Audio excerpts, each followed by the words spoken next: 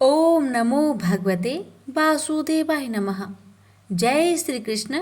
राधे राधे। प्यारे भक्तगणों, आज जेठ महीने की कृष्णा पक्ष की एकादशी तिथि है और इस एकादशी को अपरा या अचला एकादशी के नाम से जाना जाता है।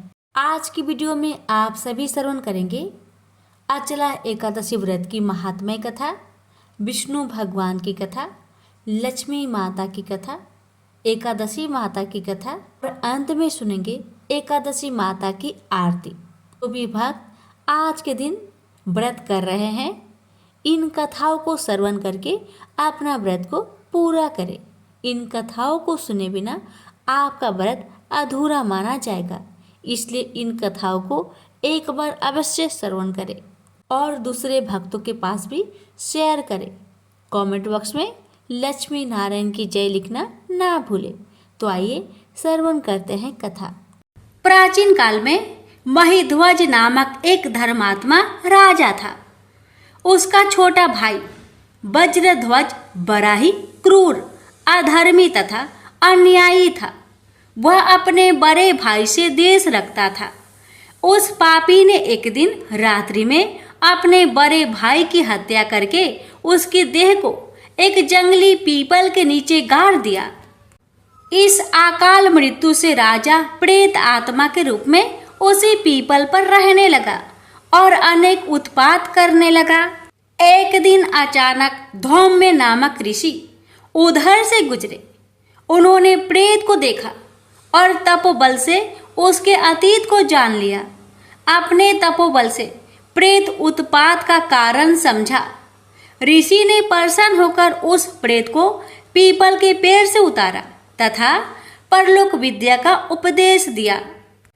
दयालु ऋषि ने राजा की प्रेत योनि से मुक्ति के लिए स्वयं ही अपरा अचला एकादशी का व्रत किया और उसे अगति से छुड़ाने को उसका पुण्य प्रेत को अर्पित कर दिया। इस पुण्य के प्रभाव से राजा की प्रेत योनि से मुक्ति हो गई। वह ऋषि को धन्यवाद देता हुआ दिव्य देह धारण कर पुष्पक विमान में बैठकर स्वर्ग को चला गया। हे राजन, यह अपरा एकादशी की कथा मैंने लोकहित के लिए कही है। इसे पढ़ने अथवा सुनने से मनुष्य सब पापों से छूट जाता है। प्रेम से बोलिए विष्णु भगवान की जय। दक्षिण भारत में स्थित कांचीपुरी में चोल वंशीय राजाओं का राज्य था। तत्कालीन चोल राजा भगवान विष्णु का बड़ा भक्त था। वह अनंत शयन मंदिर में भगवान विष्णु की पूजा राजकीय अलंकरणों से किया करता था। मूर्ति की श्रृंगारिक पूजा कर उसके मन में यह अहंकार भी पैदा होता था कि ऐसे दिव्य अलंकरणों से भगवान की श्रृंगारिक पूजा अन्य कोई नहीं करता। एक दिन वह पूजा करके उठा ही था कि इतने में उसके नगर का एक दीनहीन ब्राह्मण विष्णुदास हाथ में तुलसी तथा जल भरा कलश लेकर आया। पहले तो उसने भगवान को दंडवत प्रणाम किया, फिर कलश का जल भगवान के चरणों में उड़ेल कर तुलसी दल चढ़ा दिया। साथ में वह ओम नमो भगवते वासुदेवाय का मंत्र जपता जाता था। राजा खरा यह सब देख रहा था। ब्राह्मण के जल डालने से राजा द्वारा अर्पित पूजा सामग्री तथा श्रृंगार बह गया और भगवान के चरणों में रह गया केवल तुलसी दल। राजा को बड़ा क्रोध आया। कहने लगा, अरे दरिद्र ब्राह्मण, मैंने भगवान का कैसा श्रृंगार किया था। भगवान की यह मूर्ति कैसी राजकीय शोभा पा रही थी। तूने जल चढ़ाकर सब धो दिया और रख दिया तुलसी की ये जंगली पत्ते। ब्राह्मण राजा की क्रोध भरी बात सुनकर विनती करते हुए बोला, राजन, मैं दरिद्र ब्राह्मण हूँ।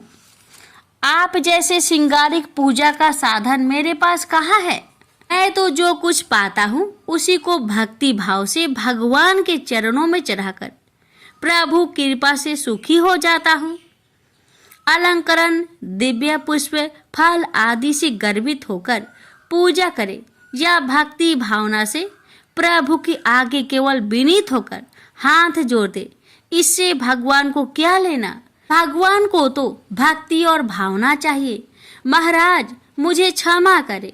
राजा ने कहा, तुझे अपनी भक्ति पर गर्व है? तूने कोई देव मंदिर बनवाया है? कभी यज्ञ दान तप किया है? भगवान को संतुष्ट करने वाला कोई भी काम तूने कभी किया है? ब्राह्मण ने कहा, हे राजन, मैं तो अपनी दीनहीन पूजा से इतना संतुष्ट हो जाता हूँ कि लगता है जैसे भगवान संतुष्ट हो गए। यह देव मंदिर आपका बनाया हुआ है। मेरी पूजा से आपकी श्रृंगारिक पूजा खराब होती है, तो मैं कल से अपने घर पर ही भगवान का मिट्टी का कोई विग्रह रखकर पूजा कर लिया करूंगा। यह कहकर ब्राह्मण चलने लगा तो राजा ने कहा, अच्छा तो भक्त ब्राह्मण, मेरी भी बात सुन ले। भगवान विष्णु किस पर प्रसन्न होकर पहले किसको दर्शन देते हैं, इसे सब लोग देखेंगे। ब्राह्मण ने इस चुनौती को जैसे सुना ही नहीं, चलते चलते धीरे से बोला, भगवान का तो मुझे मेरी हर सांस में आभास होता रहता है। मैं तो अपने मन में उनका नित्य दर्शन करता रहता हूँ। दूसरों से मुझे क्या लेना। ब्राह्मण अपनी कुटिया में चला गया। राजा राजमहल में चला गया। ब्राह्मण ने उस मंदिर में जाना छोड़ दिया। अपने घर पर ही विष्णु भगवान का एक छोटा सा विग्रह ले आया और उसी का भक्ति भाव से पूजन कर, कुछ भी रूखा सूखा होता भगवान को भोग लगाने के बाद खुद भोजन करता था। यह उसका नित्य का नियम था। उधर राजा अपने देव मंदिर में अपनी पूजा विधि से स्वयं ही प्रसन्न होता और अपनी पूजा पर गर्व करता। उसने अपनी यज्ञशाला में मुग्दल को आचार्य बनाकर एक विशाल राज्योचित यज्ञ प्रारंभ किया। राजा को एक बड़ा यज्ञ कराने का गर्व हो रहा था। ब्राह्मणगण वेद पाठ करते, राजा को यह अभिमान होता कि वह यज्ञ करा रहा है। एक दिन ब्राह्मण पूजा पाठ करने के बाद भगवान को भोग लगाने को जैसे ही उठा कि सारा का सारा खाना एक मरियल सा भिखारी खाकर भाग गया। ब्राह्मण हट प्रभ, अब क्या करे? भगवान को क्या भोग लगाए? दोबारा रसोई बनाए तो देर होगी और संध्या का समय समाप्त हो जाएगा। भगवान की इच्छा मानकर भगवान को हाथ जोड़कर कहा, हे भगवान, जब आपके लिए भोग नहीं लगा पाया तो मैं भी भूखा सोऊंगा। ब्राह्मण ने रात भूखे ही बिता दी। दूसरे दिन भी भूख के समय ऐसी ही घटना घटी। ब्राह्मण भगवान को बिना भोग लगाए भूखा ही सो गया। उसे आश्चर्य हुआ कि कौन भोग के समय चुपके से आकर रसोई का सारा खाना खा जाता है। तीसरे दिन वह सावधान था। भोग के समय जैसे ही वह भूखा ब्राह्मण आया और खाना लेकर भागने लगा कि उसने उसे पकड़ लिया। उसकी दयनीय दशा देखकर कहा, दरिद्र नारायण, इस प्रकार चुपके से चोरी से खाना क्यों ले जा रहे हो? आओ बैठो, भगवान का भोग लगाने के बाद जो कुछ भी रूखा सूखा है बैठकर प्रेम से खाकर अपनी भूख मिटाओ। अब मैं आपको ऐसे न जाने दूंगा। बैठो और प्रेम से भोजन करो। मैं समझूंगा मेरे नारायण स्वयं प्रत्यक्ष भोग स्वीकार कर रहे हैं। यह कहकर उसने उस भूखे ब्राह्मण को आसन पर बैठाया और खाना परोसकर हाथ जोड़कर बैठ गया। इतने में ही उसे भूखे ब्राह्मण ने अपना स्वरूप बदला और वह साक्षात विष्णु के रूप में विराजमान हो गया। साक्षात भगवान विष्णु को अपने यहाँ भोग ग्रहण करते देख वह ब्राह्मण उनके चरणों में गिर पड़ा। उसे उठाते हुए भगवान विष्णु ने कहा, उठो मेरे प्यारे भक्त, मैं चोल राजा के यहाँ भी रोज जाता था, मगर वहां से मुझ दीनहीन दरिद्र को भगा दिया जाता था। उस राजसी अहंकारी यज्ञ में राजपुरुषों, दरबारियों, कर्मकांडी ब्राह्मणों की प्रतिष्ठा है। अपने को भक्त कहलाने का दिखावा है। वहां से दीनहीन तथा भूखे भगा दिए जाते हैं। जाओ चोल महाराज से कह दो कि भगवान विष्णु मेरे यहाँ आए हैं, आकर दर्शन कर ले। मैं तब तक यहीं बैठा रहूंगा। ब्राह्मण गदगद होकर भागा भागा चोल नरेश के पास गया और कहा, हे राजन, भगवान विष्णु मेरे यहाँ बैठे हैं, चलिए आपको दर्शन देने के लिए बुला रहे हैं। यह सुनकर राजा हंसा, लेकिन महर्षि मुग्दल भगवान की यह माया समझ रहे थे। उन्होंने राजा से कहा, हे राजन, ब्राह्मण की बात सच मानकर चलिए, मैं भी चलता हूँ। भगवान की लीला निराली है, चलिए चलकर देखते हैं। चोल राजा ऋषि मुग्दल तथा वह ब्राह्मण चलकर जब उस झोपड़े में आए तो देखा कि भगवान विष्णु भोजन कर रहे थे। राजा ने आश्चर्य से हाथ जोड़कर कहा, प्रभु, मैं आपका दर्शन पाने तथा आपका प्रसाद ग्रहण करने को कितने दिनों से जब तब पूजा यज्ञ कर रहा हूँ। केवल दुर्लभ राजभोग छोड़कर आप यहाँ इस ब्राह्मण का रूखा सूखा भोजन ग्रहण कर रहे हैं, क्यों? भगवान ने हंसकर कहा, हे राजन, तुम्हारे पूजा अर्चना यज्ञ तप में राजसी अहंकार है, एक दिखावा है। इस ब्राह्मण की दरिद्रता में विनम्र भक्ति है, दिखावा नहीं, भावना है, विहल प्रेम है। मैं तो निरहंकारी भक्ति तथा भावना का भूखा हूँ, इसलिए यह प्रेम प्रसाद ग्रहण कर रहा हूँ। तुम्हारी पूजा अंत मरण की नहीं है, दिखावे की है।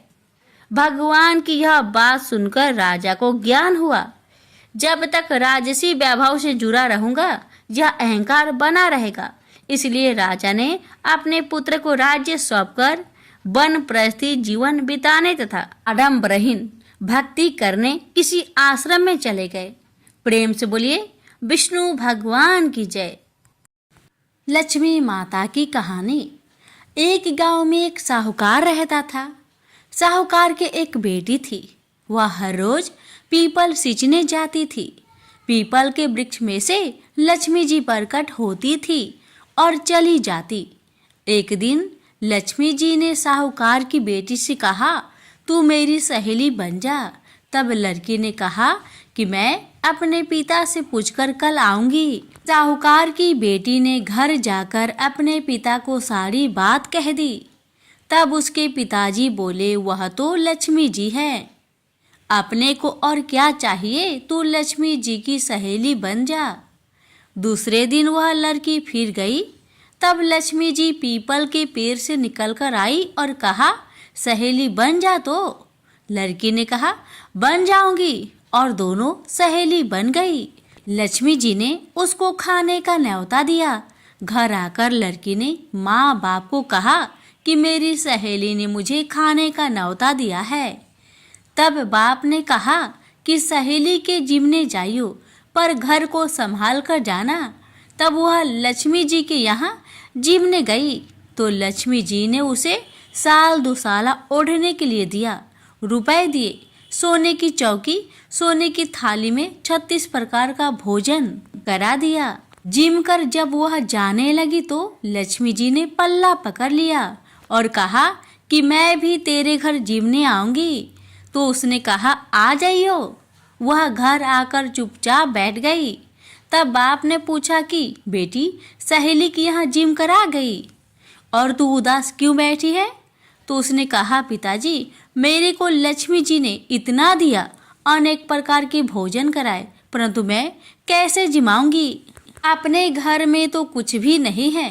तब उसके पिता ने कहा कि गोबर मिट्टी से चौका लगाकर घर की सफाई कर ले, 4 मुख वाला दिया जलाकर लक्ष्मी जी का नाम लेकर रसोई में बैठ जाना। लड़की सफाई करके लड्डू लेकर बैठ गई। उसी समय एक रानी नहा रही थी। उसका नौलखा हार चील उठाकर ले गई और उसके घर वह नौलखा हार डाल गई और उसका लड्डू ले गई। बाद में वह हार को तोड़कर बाजार में गई और सामान लाने लगी तो सुनार ने पूछा कि क्या चाहिए? तब उसने कहा कि सोने की चौकी, सोने का थाल, साल दुसाला दे, मोहर दे और सामग्री दे, 36 प्रकार का भोजन हो जाए इतना सामान दे। सारी चीजें लेकर बहुत तैयारी करी और रसोई बनाई। तब गणेश जी से कहा कि लक्ष्मी जी को बुलाओ। आगे आगे गणेश जी और पीछे पीछे लक्ष्मी जी आई। उसने फिर चौकी डाल दी और कहा, सहेली चौकी पर बैठ जा। जब लक्ष्मी जी ने कहा, सहेली चौकी पर तो राजा रानी की भी नहीं बैठी, किसी के भी नहीं बैठी, तो उसने कहा कि मेरे यहाँ तो बैठना पड़ेगा। फिर लक्ष्मी जी चौकी पर बैठ गई। तब उसने बहुत खातिर की, जैसे लक्ष्मी ने करी थी वैसे ही उसने करी। लक्ष्मी जी उस पर खुश हो गई। घर में खूब रुपया एवं लक्ष्मी हो गए। साहूकार की बेटी ने कहा, मैं अभी आ रही हूँ, तुम यहीं बैठी रहना, और वह चली गई। लक्ष्मी जी गई नहीं और चौकी पर बैठी रही। उसको बहुत दौलत दी। हे लक्ष्मी जी, जैसा तुमने साहूकार की बेटी को दिया वैसा सबको देना। कहानी सुनते हुक्कारा भरते अपने सारे परिवार को दियो। पीहर में देना, ससुराल में देना, बेटे पोते को देना। हे लक्ष्मी माता, सबका कष्ट दूर करना, दरिद्रता दूर करना, सबकी मनोकामना पूर्ण करना। प्रेम से बोलिए लक्ष्मी माता की जय, गणेश महाराज की जय। एक बार एक राज्य में एक राजा रहते थे। राजा बहुत ही बुद्धिमान और बलशाली थे। राजा सदैव अपनी प्रजा का बहुत अच्छे से ध्यान रखते थे। प्रजा भी अपने राजा को बहुत पसंद करते थे। राजा की 2 बेटियां थी। राजा अपनी दोनों बेटियों से बहुत प्रेम करता था। राजा की छोटी बेटी देखने में बहुत सुंदर और आकर्षक थी, और राजा की बड़ी बेटी छोटी बेटी के मुकाबले थोड़ा कम सुंदर थी। राजा की छोटी बेटी 11 माता का पूजन किया करती थी, और सभी लोग राजा की छोटी बेटी से बहुत प्रेम करते थे और बहुत प्रशंसा करते थे।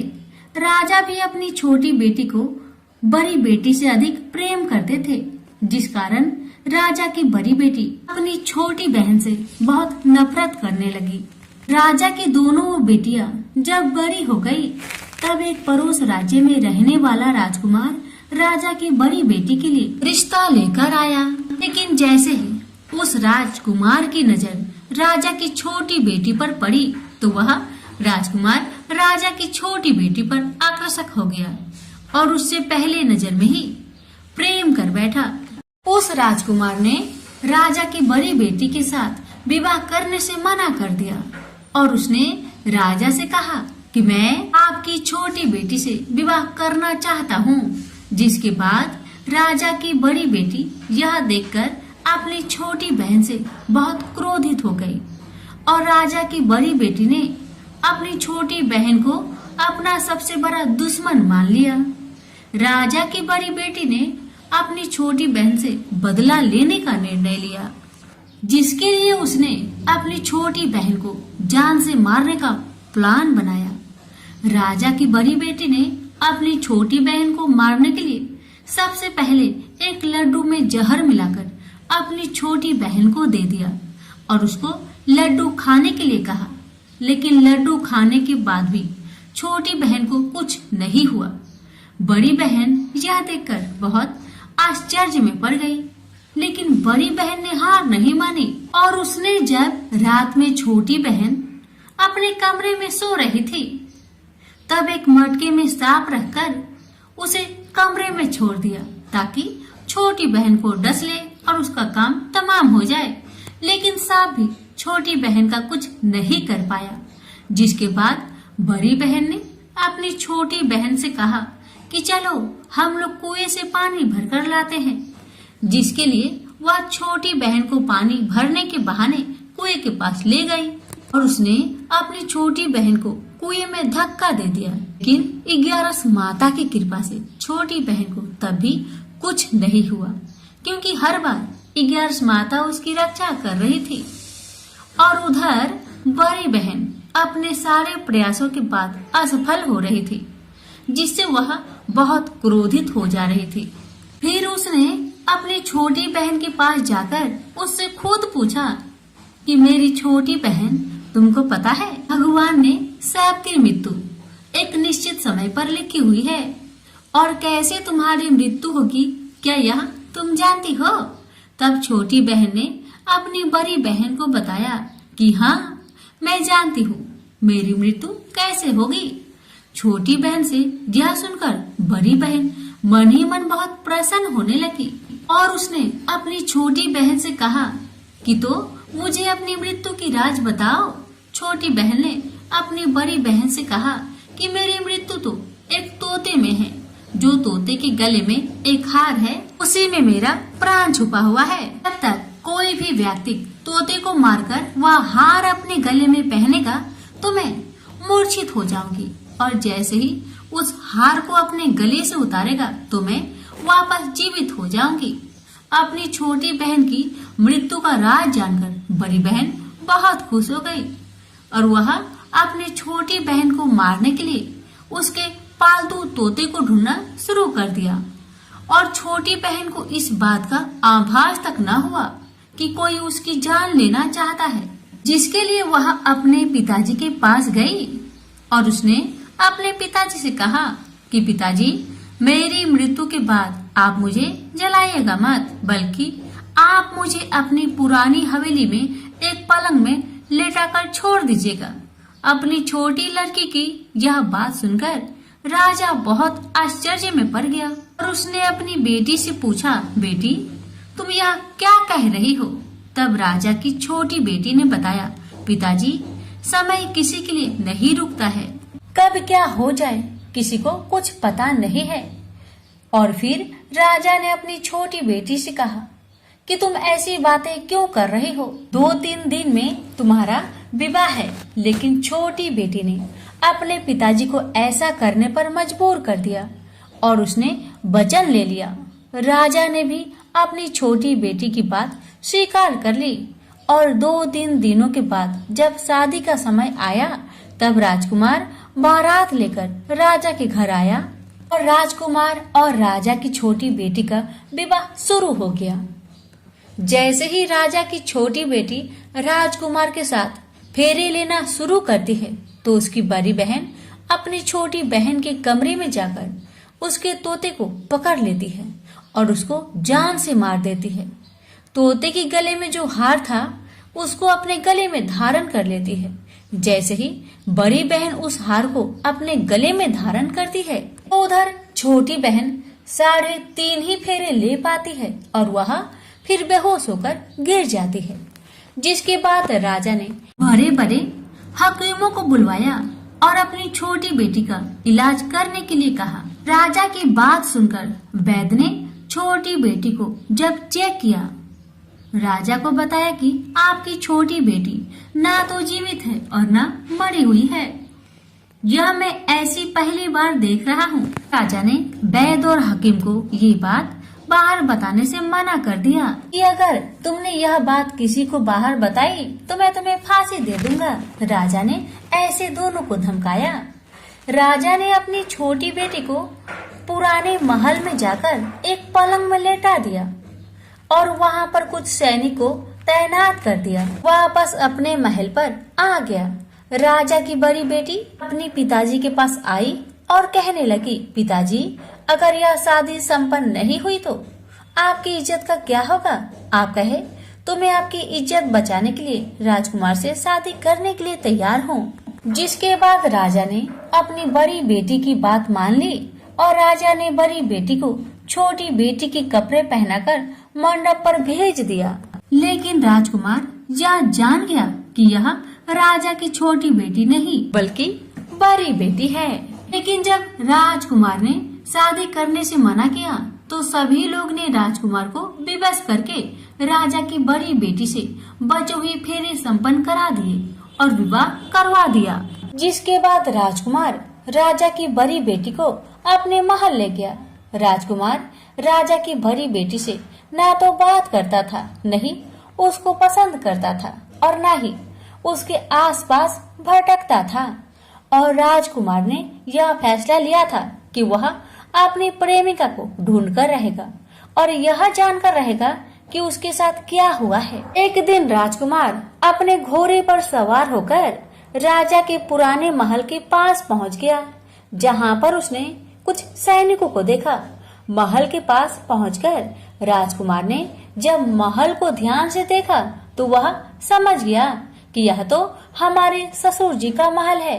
तब राजकुमार ने सैनिकों से पूछा, तुम लोग यहाँ क्या कर रहे हो और इस महल के अंदर उस पलंग में कौन लेटा हुआ है? जिसके बाद सैनिकों ने बताया कि यहाँ पर राजा की छोटी बेटी लेटी हुई है। यह सुनकर राजकुमार बहुत प्रसन्न हुआ और चिंतित भी हुआ। वह तुरंत अपनी प्रेमिका के पास पहुँच गया और उसकी सेवा करने लगा। जैसे ही रात हुई तो राजा की छोटी बेटी उठकर खड़ी हो गई। राजकुमार यह देखकर बहुत खुश हुआ और उसने अपनी प्रेमिका से पूछा कि तुम यहाँ क्या कर रही हो? तुम मेरे साथ मेरे घर चलो। राजा की छोटी बेटी ने राजकुमार को सारी बातें बता दी कि मेरी जान एक तोते में बसी थी और मैंने यह सब सिर्फ अपनी बड़ी बहन को बताया था और मुझे पता है कि उसने ही मुझे मारने का प्रयास किया है। उसके पास एक हार है जिसको वह सुबह पहन लेती है और रात को उतार देती है। जब तक वह हार को पहने रहती है तब तक मैं मूर्छित रहती हूँ और जैसे ही वह हार को उतार देती है तो मैं जीवित हो जाती हूँ और जब तक मेरी बहन के पास वह हार है तब तक मैं ऐसे ही जीवित और मूर्छित होती रहूंगी। अगर मेरी बड़ी बहन के पास जो हार वह मेरे हाथ लग जाए तो मैं हमेशा के लिए जीवित हो जाऊंगी। राजकुमार यह बात सुनकर राजा की छोटी बेटी के पास रहने का निर्णय ले लिया और उसने अपने बचे हुए सारे फेरे उस पलंग में लेटी राजकुमारी की छोटी बेटी के साथ ले लिए और अपना विवाह को पूर्ण कर लिया और वहीं पर रहने लगा। देखते ही देखते कुछ समय में राजा की छोटी बेटी और राजकुमार की पत्नी पेट से हो गई।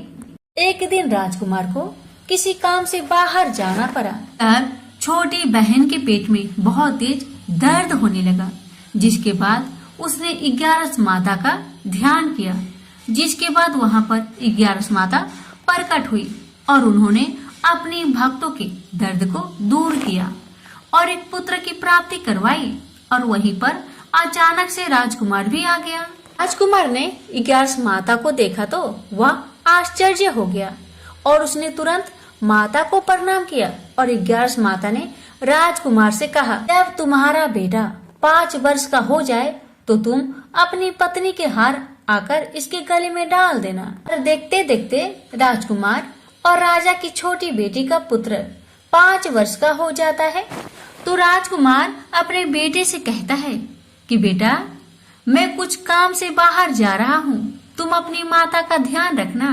और वह वहाँ से चला जाता है। राजकुमार को बाहर निकलता देख बड़ी बहन के सैनिक देख लेते हैं और वह बड़ी बहन को जाकर सारी बातें बता देते हैं। जिसके बाद बड़ी बहन अपनी छोटी बहन के पुत्र को वहाँ से उठवा लेती है और उसको मरवा देती है। छोटी बेटी के पुत्र के 2 टुकड़े करवा देती है। पहला टुकड़ा चक्की के पास छुपा देती है और दूसरा टुकड़ा अपनी पलंग के नीचे रख देती है। 11 माता बड़ी बहन की सारी करतूत अपनी आंखों से देख रही थी। उनसे रहा नहीं गया। वह एक भिखारी का रूप लेकर बड़ी बहन के पास चली आती है, जिसके बाद वहाँ पर भिक्षा मांगने लगती है। बड़ी बहन अपने नौकरों से कहती है कि जाकर भिक्षा दे दो, लेकिन जैसे ही नौकर 11 माता को भिक्षा देने के लिए आते हैं तो माता उन्हें मना कर देती है और कहती है कि मैं तुम्हारे महारानी से ही भिक्षा लूंगी, जाओ जाकर कह दो। इसके बाद बड़ी बहन स्वयं ही भिक्षा देने के लिए माता के पास आती है। तब माता एक बिल्ली का रूप लेकर उसके कमरे में चली जाती है और वहाँ पर छोटी बेटी के पुत्र के टुकड़े को जोड़ देती है और उसे जीवित कर देती है। उसे वहाँ से ले जाती है। राजकुमार अपने बेटे को लेकर अपनी पत्नी के पास जाता है और उसे कहता है कि तुम इसका ध्यान रखना। अगर तुम इस बच्चे का अच्छे से ध्यान रखोगी तो मैं तुमसे बात करूंगा। एक दिन राजकुमार बच्चे से कहता है कि तुम मम्मी से उनके गले का हार मांग लो। जिसके बाद राजकुमार का लड़का अपनी मम्मी के पास जाता है और कहता है कि मम्मी, मुझे तुम्हारा हार चाहिए जो तुमने गले में पहन रखा है। यह सुनकर पहले तो बड़ी बहन बहुत क्रोधित होती है, पर उसको यह याद आता है कि राजकुमार ने कहा था कि अगर मैं इस बच्चे का ध्यान रखूं तो वह मुझसे बात करेंगे। इसके कारण वह हार को उस बच्चे को दे देती है और वह तुरंत हार ले जाकर अपने पिताजी को दे देता है और तभी राजकुमार अपने बेटे को लेकर वहां से जाने लगता है और अपनी पत्नी से कहता है कि तुम हमारे लिए खाना बनाकर रखना, मैं शाम को आकर तुम्हारे साथ खाऊंगा। और वह अपने बेटे को लेकर वहां से चला जाता है, जिसके बाद वह राजा के पास जाता है और उनको सारी बातें बता देता है। राजा अपनी बड़ी बेटी की यह करतूत सुनकर बहुत क्रोधित होते हैं और अपनी परवरिश पर ही दोष देने लगते हैं और राजकुमार को अपनी छोटी बेटी के साथ रहने के लिए आदेश देते हैं। ग्यारस माता की कृपा से राजा की छोटी बेटी राजकुमार के साथ सुखी जीवन व्यतीत करने लगी और हर 11 को 11 माता का व्रत करने लगे। प्रेम से बोलिए 11 माता की जय। ओम जय एकादशी, जय एकादशी, जय एकादशी माता। विष्णु पूजा व्रत को धारण कर शक्ति मुक्ति पाता। ओम जय एकादशी माता, तेरे नाम गिनाऊं देवी भक्ति प्रदान करने। गण गौरव की देनी माता शास्त्रों में बरनी। ओम जय एकादशी माता, मार्गशीर्ष के कृष्णा पक्ष की उत्पन्ना विश्वातारिणी जन्मी, शुक्ल पक्ष में हुई मोक्षदा मुक्तिदाता बनाई। ओम जय एकादशी माता, पौष के कृष्णा पक्ष की सफला नामक है, शुक्ल पक्ष में होए पुत्र दा आनंद अधिक रहे।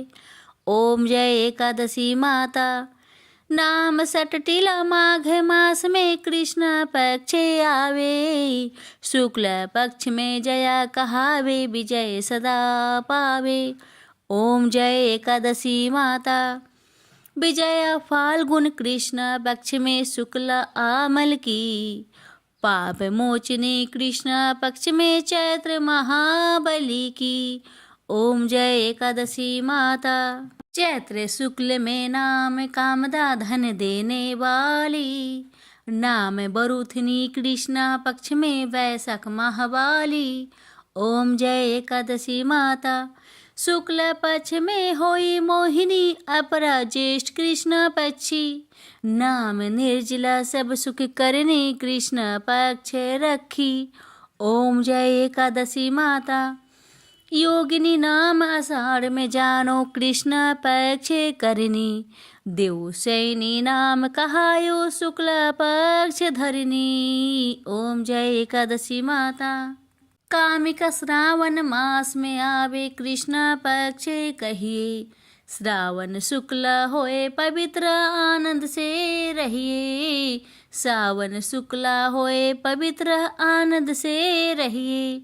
ओम जय एकादशी माता, जा भाद्रपदे कृष्ण पक्ष की परिवर्तनी शुक्ला, इंद्र आश्विन कृष्ण पक्ष में व्रत से भाव सागर निकला।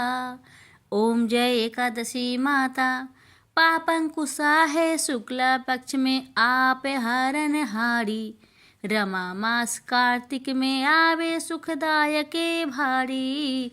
ओम जय एकादशी माता, देवोत्थानी शुक्ला पक्ष की दुख ना सके मैया, देवोत्थानी शुक्ल पक्ष की दुख ना सके मैया, पावन मास में करूँ विनती पार करो नैया, पावन मास में करूँ विनती पार करो नैया। ओम जय एकादशी माता, परमा कृष्ण पक्ष में होती जन मंगल करनी, परमा कृष्ण पक्ष में होती जन मंगल करनी, शुक्ल मास में होए पद्मिनी दुख दरिद्र हरनी, शुक्ल मास में होए पद्मिनी दुख दरिद्र हरनी। ओम जय एकादशी माता, जो कोई आरती एकादशी की भक्ति सहित गावे, जो कोई आरती एकादशी की भक्ति सहित गावे, जन गुरुदिता स्वर्ग कबासा निश्चय वह पावे, जन गुरुदिता स्वर्ग कबासा निश्चय वह पावे। ओम जय एकादशी माता, जय एकादशी माता। प्रेम से बोलिए एकादशी माता की जय।